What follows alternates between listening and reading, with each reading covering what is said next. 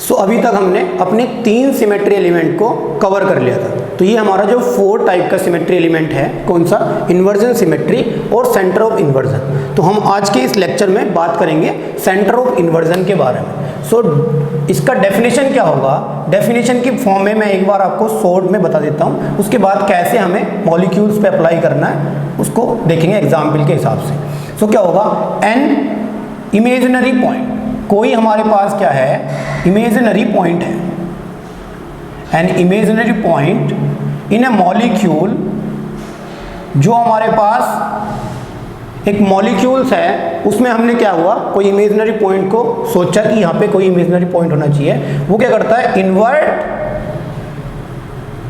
All the atom, उस molecules के atoms को क्या करता है, इन्वर्ट करता है, और क्या मिलता है, इक्विवेलेंट स्ट्रक्चर मिल जाता है।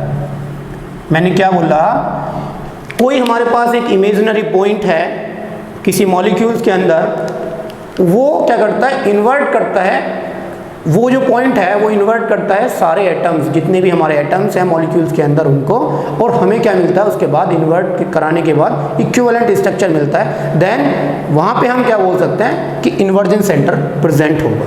हमारी समझ में डेफिनेशन की फॉर्म में नहीं आया तो मोर अंडरस्टैंडिंग के लिए हम क्या करेंगे, एक एग्जाम्पल की हेल्प लेंगे।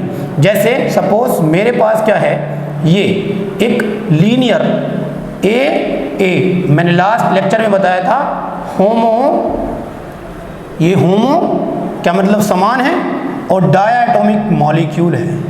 सो होमो डायटोमिक मॉलिक्यूल्स में इन्वर्ट जो है, इन्वर्ट का मीन है जितनी डिस्टेंस मैंने लेफ्ट साइड में कवर करी है उतनी ही डिस्टेंस मेरे को राइट साइड में कवर करने के बाद सेम एटम मिल रहा है, यानी वहाँ पे क्या है, इन्वर्जन हो रहा है। यानी यहाँ पे देखिए क्या हो रहा है, अगर मैंने ये पॉइंट है, ये मेरा मिड पॉइंट है, मैंने जो इमेजिनरी पॉइंट ये मानना है, ये सेंटर ऑफ जो पॉइंट मानना है इन्वर्जन पॉइंट, ये क्या है, मैंने मान लिया ये, इससे जितनी डिस्टेंस मैं इधर की साइड में कवर कर रहा हूँ मेरे को मिल रहा है ये एटम ए, और मैं क्या बोल रहा हूँ कि मैंने राइट डायरेक्शन में चला, और अगर मैं लेफ्ट डायरेक्शन में भी चलूँ और उतनी ही डिस्टेंस कवर करूँ तो क्या होगा, मेरे को सेम एटम मिल रहा है। यानी कह सकता हूँ मैं यहाँ पे कि यहाँ पे क्या है, इन्वर्जन सेंटर प्रेजेंट होगा। ठीक है, सो ये था हमारा होमोडायटोमिक मॉलिक्यूल्स। अगर मैं हेट्रोडायटोमिक मॉलिक्यूल्स की बात करूंगा, सो हेट्रोडायटोमिक मॉलिक्यूल्स में क्या हो जाएगा, ए और बी, यानी दोनों अलग अलग एटम है। मैं यहाँ पे भी इन्वर्जन सेंटर की कोशिश कर सकता हूँ कि इन्वर्जन सेंटर होगा। यहाँ पे क्या है, इसका मिड पॉइंट ये मैंने मान लिया, इससे लेफ्ट डायरेक्शन में जाने पे क्या मिल रहा है, बी, और राइट डायरेक्शन में जाने पे क्या मिल रहा है, ये लेफ्ट डायरेक्शन में जाने पे मिल रहा है ए, और राइट में चलने पे क्या मिल रहा है, बी। सो अगर मैं इसको इन्वर्ट करके बनाऊंगा सो क्या मिलेगा, बी चले जाएगा ए के प्लेस पे और ए चले जाएगा बी के प्लेस पे। सो यहाँ पे जब मैंने इसमें इन्वर्जन अप्लाई किया, इन्वर्ट किया, सो मेरे को ये मिला, लेकिन ये इन्वर्जन सिमेट्री को फॉलो नहीं करता है। क्यों? क्योंकि ये इक्विवेलेंट स्ट्रक्चर नहीं है, इक्विवेलेंट स्ट्रक्चर नहीं है, सो हम क्या कह सकते हैं, यहाँ पे इन्वर्जन सेंटर प्रेजेंट नहीं होगा। ठीक है, ये हमारा क्या है, एक स्मॉलेस्ट आइडिया है समझने के लिए कि क्या हमारा मीनिंग है इन्वर्जन सेंटर का। ठीक है, सो एक और क्वेश्चन जो है हमारे एग्जाम में आ सकता है, जैसे कि ये इस टाइप का कोई कॉम्प्लेक्स है, सपोज P2F4 हमारे पास कोई कॉम्प्लेक्स है, और P2F4 का जो स्ट्रक्चर है, P2F4 का स्ट्रक्चर होता है लाइक, ये मैंने एक स्टूडियो में आपको पढ़ाया, न्यूमैन प्रोजेक्शन बना रहा हूँ मैं। ये क्या है, एक P है, इससे 2 F जुड़े हुए हैं, और ये बैक वाला P है और उससे 2 F जुड़े हुए हैं। अगर मैं इसको इस फॉर्म में बनाऊँ तो आपको अच्छे से विजुअलाइजेशन हो सकता है। ये मैंने बना दिया इस तरीके से। यहाँ पे क्या है, यहाँ पे है P, यहाँ पे क्या है, यहाँ पे भी P है, यहाँ पे फास्फोरस है, यहाँ पे भी फास्फोरस है, यहाँ पे फ्लोरीन, यहाँ पे फ्लोरीन, ये दोनों फ्लोरीन, ये दोनों फ्लोरीन, ये फास्फोरस, ये फास्फोरस। ठीक है, अब मैंने क्या बोला, कोई एक इमेजिनरी पॉइंट है, सो वो एक इमेजिनरी पॉइंट जो है वो मैंने मान लिया ये है, ये एक इमेजिनरी पॉइंट है, और ये इन्वर्ट करना चाहिए हमारे एटम्स को। यानी मैंने क्या किया, यहाँ से लेफ्ट में चलना शुरू किया, जब मैं लेफ्ट में यहाँ से चला मेरे को क्या मिला, फ्लोरीन मिल गया। अब अब मैं इसी पॉइंट से राइट डायरेक्शन में जब चला तो मेरे को ये क्या मिला, यहाँ भी फ्लोरीन मिला। यानी ये आपस में एक दूसरे को क्या कर रहे हैं, इन्वर्ट कर रहे हैं। ठीक है, ऐसे ही मैं बात करूं तो यहाँ पे क्या होगा, जब मैं चला राइट साइड में तो मेरे को फॉस्फोरस मिला, जब मैं चला लेफ्ट साइड में तो मेरे को फॉस्फोरस मिला। यानी फॉस्फोरस भी एक दूसरे को आपस में क्या कर रहे हैं, इन्वर्ट कर रहे हैं। कहने का मीनिंग क्या है, अगर मैं इस पॉइंट से यहाँ पे चलूँ राइट साइड में तो फ्लोरीन, और यहाँ पे चलूँ लेफ्ट साइड में तो अभी फ्लोरीन। ठीक है, सो यहाँ पे क्या होगा, इन्वर्जन सेंटर प्रेजेंट होगा। ठीक है, इतनी चीज समझ में आई आपको। ये क्या है, यहाँ पे इन्वर्जन सेंटर प्रेजेंट है। सो उसके बाद जो हमारा नेक्स्ट चीज है, एक अच्छी सी बात मैं यहाँ पे आपको बताने की कोशिश कर रहा हूँ कि जो इन्वर्जन सेंटर है वो किस इम्प्रॉपर एक्सिस के इक्वल होता है। क्वेश्चन क्या है कि इन्वर्जन सेंटर किस इम्प्रॉपर एक्सिस के इक्वल होता है। ठीक है, सो हमने क्या बात की, हम यहाँ पे बात कर रहे थे अभी P2F4 की। ठीक है, मैंने आपको बताया हम अभी बात कर रहे थे किसकी, P2F4 की। सो अब मैंने बताया था कार्टेशियन कोऑर्डिनेट के अकॉर्डिंग ये हमारा x कोऑर्डिनेट होगा, ये y, और ये क्या है हमारा z एक्सिस होगा। ठीक है, मैंने बोला कि अगर इस P2F4 में हम C2 अप्लाई करें along z axis, C2 apply करें अलोंग z एक्सिस, तो कहने का मतलब क्या है, अप डायरेक्शन से इसको घुमाना शुरू करेंगे तो क्या मिलेगा, अप डायरेक्शन से घुमाने के बाद इस टाइप से ये यहाँ पे चला जाएगा और ये जो हैं दो यहाँ पे चले जाएंगे। ठीक है, समझ में आ गई बात। यानी C2 को z एक्सिस से अप्लाई करने के बाद इस टाइप का कुछ स्ट्रक्चर मिलेगा। ये आपस में इक्विवेलेंट नहीं है तो यहाँ पे C2 नहीं लगेगा, लेकिन मैंने बोला C2 को z एक्सिस के अप्लाई करने के बाद ये मिला, और इसको परपेंडिकुलर सिग्मा z एक्सिस के अलोंग मैंने C2 अप्लाई किया है तो उसके परपेंडिकुलर सिग्मा जो होगा वो ये होगा। यानी आप यहाँ समझ सकते हैं x y, यानी ये जो प्लेन है, ये जो प्लेन होगा ये वाला, ये क्या होगा, इसके परपेंडिकुलर सिग्मा होगा। अगर मैं ये परपेंडिकुलर सिग्मा यहाँ पे अलाउ कराऊंगा, अप्लाई कराऊंगा, तो मेरे को क्या मिलेगा, ये मेरे को क्या मिलेगा, इसका जो मिरर इमेज है वो नीचे मिलेगा। यानी ये मिलेगा ऐसे, और ये क्या मिलेगा अबव ये। सो हम यहाँ से देख सकते हैं कि ये और ये आपस में क्या हैं, इक्विवेलेंट हैं। ये आपस में क्या हैं, इक्विवेलेंट स्ट्रक्चर हैं। सो कहने का मतलब क्या हो गया कि C2 along z axis plus sigma x y apply करने के बाद मेरे को क्या मिल रहा है ये। और हम अच्छे से जानते हैं क्या, Cn followed by perpendicular sigma is known as क्या, Sn। तो Sn का मतलब यहाँ पे क्या हो जाएगा, S2। और मैंने अभी बताया कि अगर मैं इन्वर्जन सेंटर अलाउ कराऊंगा, अगर मैंने यहाँ पे इन्वर्जन सेंटर अलाउ कराया, इन्वर्जन सेंटर अलाउ कराने के बाद ये क्या हुआ, आपस में इक्विवेलेंट स्ट्रक्चर मिलने के बाद इस फॉर्म में चले जाएगा। सो कह सकता हूँ कि यहाँ पे जो n है उसका मतलब क्या होगा, 2। सो ये बहुत इंपॉर्टेंट बात है कि जहाँ पे S2 होगा वो इक्वल होगा इन्वर्जन सेंटर के।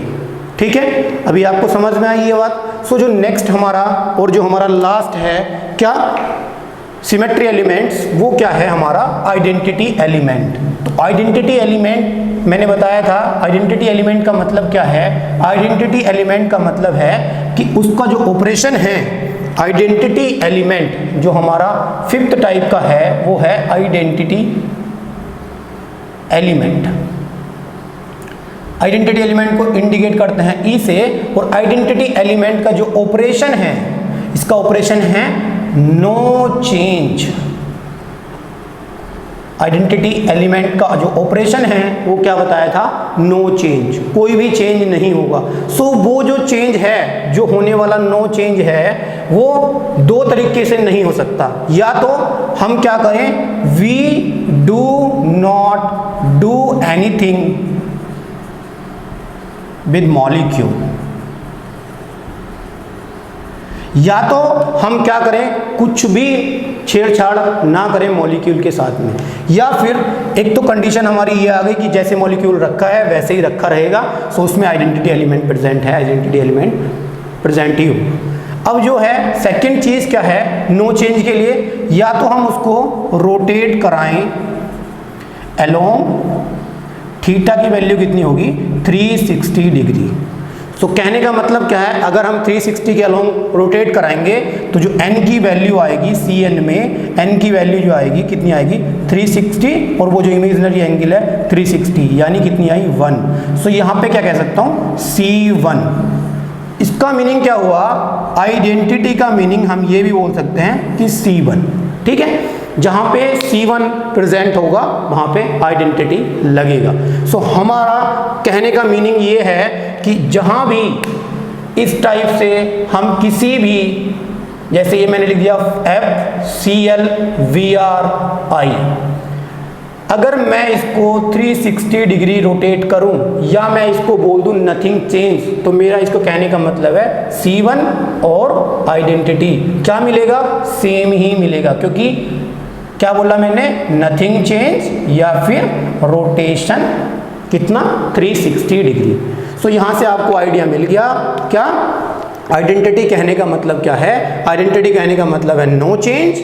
और नो चेंज कब मिल सकता है, जब हम मॉलिक्यूल के साथ कोई छेड़छाड़ ना करें या फिर हम उस मॉलिक्यूल को रोटेट करें कितना 360 डिग्री एंगल।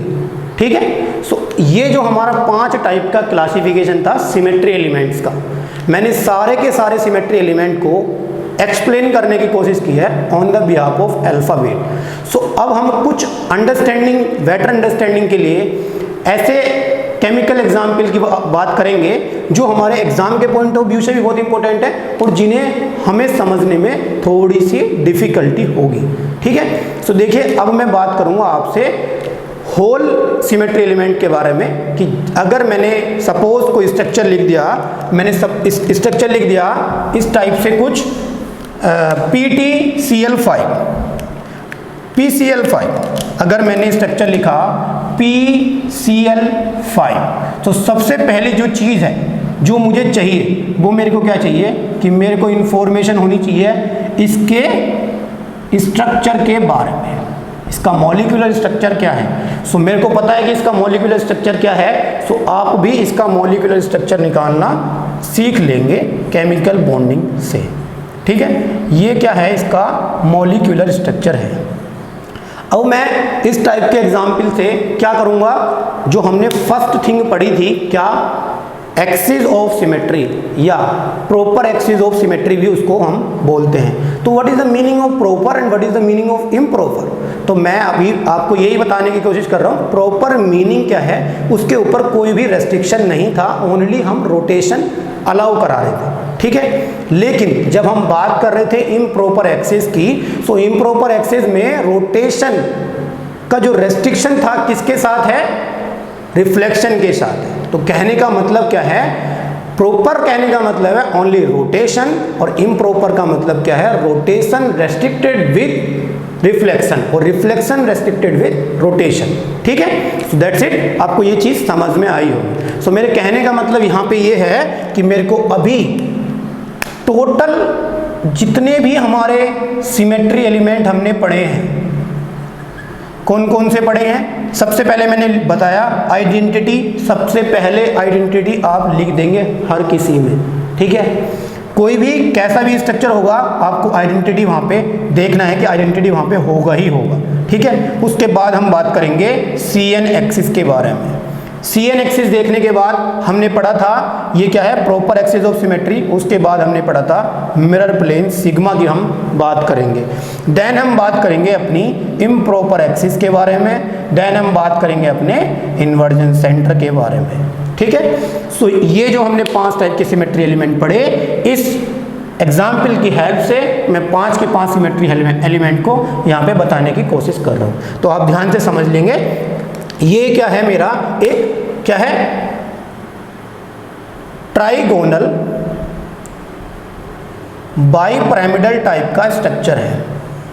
ट्राइगोनल बाइपिरामिडल का मतलब क्या है, एक मेरे पास एक ट्राइंगल है, उसके ऊपर एक बॉन्ड ऐसे है और वही बॉन्ड क्या है ऐसे भी सेम डिस्टेंस पे है, ठीक है। ये एक बॉन्ड इस प्लेन की एक बॉन्ड ऐसे है और इस प्लेन में एक बॉन्ड अप है, यानी ये मेरा एक क्या है प्लेन है और इसमें अप साइड से भी एक CL है और एक डाउन साइड से भी CL है। अब जो हमें रिक्वायरमेंट पड़ेगी सबसे पहली, वो किस चीज़ की पड़ेगी, सबसे पहली जो हमारी रिक्वायरमेंट होगी वो हमारी कार्टेशियन कोऑर्डिनेट की रिक्वायरमेंट होगी। सो मैंने यहाँ पे क्या लिखा, एक्स एक्सिस ये है, वाई ये है और जेड क्या है ये है, ठीक है। सो मैं क्या बोल सकता हूँ कि अगर जेड डायरेक्शन से आइडेंटिटी होगा, इसके अंदर सबसे पहला एलिमेंट कौन सा होगा, आइडेंटिटी। सेकेंड थिंग क्या है, CN एक्सिस की बात करेंगे, तो मैं क्या करूंगा, कोई इमेजिनरी एक्सिस पास कराऊंगा, उसको किसी थीटा डिग्री एंगल पे रोटेट करूंगा। सो मैंने बोला कि अगर इस Z डायरेक्शन से मैं 120 डिग्री रोटेट करूंगा, सो ये CL यहाँ चला जाएगा, ये CL यहाँ, ये CL यहाँ, और ये आपस में एक दूसरे के साथ रोटेट होंगे, ये CL फॉस्फोरस CL, ठीक है। तो यहाँ पे तो कोई चेंज नहीं आ रहा, ये आपस में एक दूसरे की पोजीशन क्या कर रहे हैं, चेंज कर रहे हैं। देन हमें क्या मिल रहा है, 120 डिग्री रोटेशन के बाद इक्विवेलेंट स्ट्रक्चर मिलेगा। सो यहाँ पे क्या बोल सकता हूँ, क्या मिला मेरे को, C3 मिला अलोंग Z एक्सिस। समझ में आ गई इतनी बात। उसके बाद जो सेकेंड थिंग है वो क्या है, मेरे को चेक करना है कि C3 के अलावा भी इसमें और कोई सी proper axis of symmetry present हो सकती है क्या।